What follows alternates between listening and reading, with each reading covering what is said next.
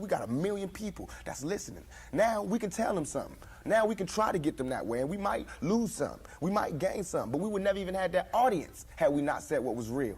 You know what I'm saying? And the main thing for us to remember is that the same crime element that white people are scared of, black people are scared of.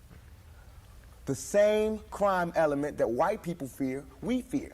So we defend ourselves from the same crime element that they scared of. You know what I'm saying? While they waiting for legislation to pass and everything, we next door to the killer. We next door to him, you know, because we up in the projects where it's 80 in the building. All them killers that they letting out, they right there in that building.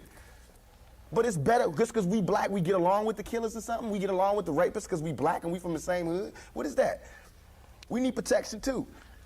Finally, I want to ask you about something that someone else asked you in the interview, and I thought the answer was interesting because I think it speaks to you and your generation a lot. Someone said, where do you see Tupac 10 years from now? You said, hey, I just want to be alive. That's real for you. That's so real. I made a metamorphosis. I'm a new person today because I used to strongly and honestly, I feel like I could represent my generation so much because I honestly did not care whether I lived or died. But now, I cannot die with people thinking I'm a rapist or a criminal. I can't leave until this shit's straight. You know, I'm not suicidal. I can't go until y'all really know what time it is. And then after that, boom, it's all over. And we can see, you know, how this shit fall. But that's how it is. And the reason being is because if I can't live free, if I can't live with the same respect as the next man, I don't want to be here. Because God has cursed me to see what life should be like. If God wanted me to be this person and be happy here, he wouldn't let me feel so oppressed. He wouldn't let me feel so trampled on. You know what I'm saying? He wouldn't let me think the things I think.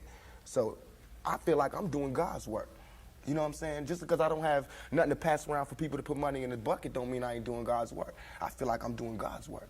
You know what I'm saying? Because these ghetto kids ain't God's children. And I don't see no missionaries coming through there. You know what I'm saying? So I'm doing God's work. While Reverend Jackson do his up in the middle class and he go to the White House and have dinner and pray over the president, I'm up in the hood, you know what I'm saying, doing my work with my folks. And just because I don't live there don't mean I don't go there. I got to go there because I can't hang nowhere else. What would a Vietnam vet be like without a sergeant, without any backup, without any other soldiers, nobody but a Vietnam vet in Vietnam? When he came home, how would he be? And that's me. I had to go through all that street, war, everything, the same drugs that everybody else get turned out on. You know, where I would have been stopped shorted, I made it past. And here's where I am.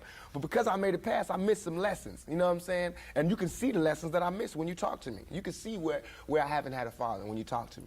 You know what I'm saying? You can see where I spent a lot of my time in the streets when you talk to me. Because the words that I say are not words that come from a mother's mouth or a father's mouth. It's words that comes from a pimp's mouth or a prostitute or a hustler or a drug dealer. You know what I'm saying? But to me, these were my role models.